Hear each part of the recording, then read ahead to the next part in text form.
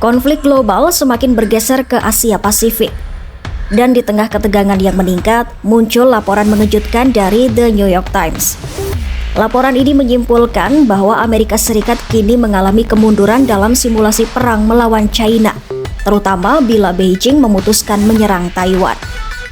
Hasilnya, AS disebut bukan hanya sulit menghentikan invasi, tetapi juga terancam kehilangan kapal induk termahalnya USS Gerald R. Ford yang bernilai 13 miliar dolar AS atau sekitar 212,23 triliun rupiah.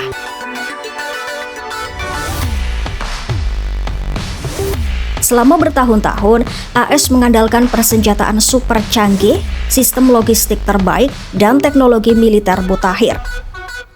Namun laporan The New York Times menegaskan semua itu tak lagi menjamin kemenangan. AS dinilai terlalu mengandalkan teknologi mahal, kompleks, dan berbasis doktrin lama yang sudah tak sesuai dengan bentuk perang modern. Senjata sederhana namun cerdas seperti drone kamikaze atau kendaraan tak berawak kini terbukti mematikan. China dianggap lebih cepat beradaptasi dan lebih maju dalam penyesuaian teknologi ini. Dalam artikel Overmatch The New York Times, terungkap penilaian rahasia simulasi perang antara AS dan China. Dalam skenario ini, Beijing menyerang Taiwan dengan 600 senjata hypersonic, rudal canggih, kapal selam nuklir, serta mengacu satelit penting AS. Hasilnya, AS kewalahan dan tertekan dari berbagai arah. Kapal-kapal induk termasuk USS Gerald R. Ford berkali-kali dihancurkan dalam simulasi. Presiden China Xi Jinping bahkan telah meminta militernya bersiap menyerang Taiwan secepatnya pada 2027. Menteri Pertahanan AS Pete Hegseth bahkan mengaku negaranya selalu kalah dalam latihan perang melawan China.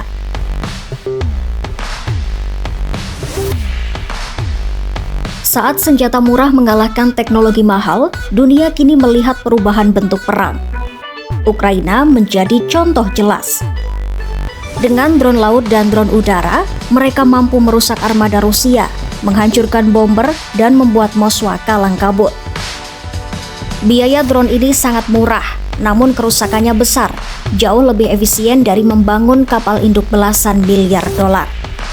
Sementara itu, alutsista mahal AS seperti F-35 sering mengalami masalah.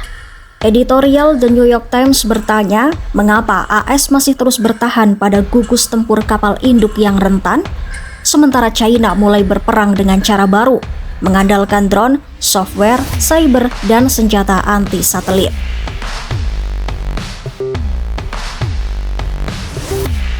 Center for Strategic and International Studies melakukan 26 simulasi perang. Hasilnya, AS beresiko kehilangan ribuan tentara dan puluhan kapal besar. Sementara China juga akan menderita kerugian besar. Skenario paling berbahaya adalah blokade, bukan invasi langsung. Blokade ini akan memutuskan Taiwan dari dunia luar dan memaksa mereka menyerah. Jika itu terjadi, Presiden AS Donald Trump harus memutuskan menerobos blokade dengan resiko korban besar atau membiarkan Taiwan terjepit nasibnya sendiri. Meskipun tertekan, AS tidak diam.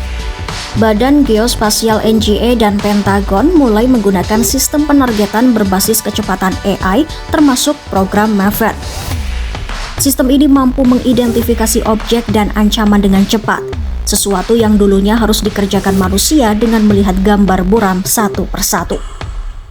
Pentagon juga merencanakan armada 1.000 pesawat tempur robotik yang akan bertempur bersama jet tradisional. Mereka dirancang untuk dogfight, misi pengintaian, dan perang elektronik. Analisis Pentagon menyimpulkan kecepatan perang sebentar lagi akan melampaui kemampuan manusia untuk mengendalikannya. Rangkaian simulasi, analisis pakar, dan perkembangan teknologi baru menunjukkan satu hal. Keunggulan militer AS tidak lagi mutlak. China tidak hanya meningkatkan kapasitas tempurnya, tetapi juga mengubah cara berperang. Perang masa depan tak lagi ditentukan oleh kapal termahal atau pesawat tercepat, melainkan siapa yang paling cepat beradaptasi. Dalam dunia yang berubah dengan sangat cepat ini, mampukah Amerika Serikat menyusul ketertinggalannya?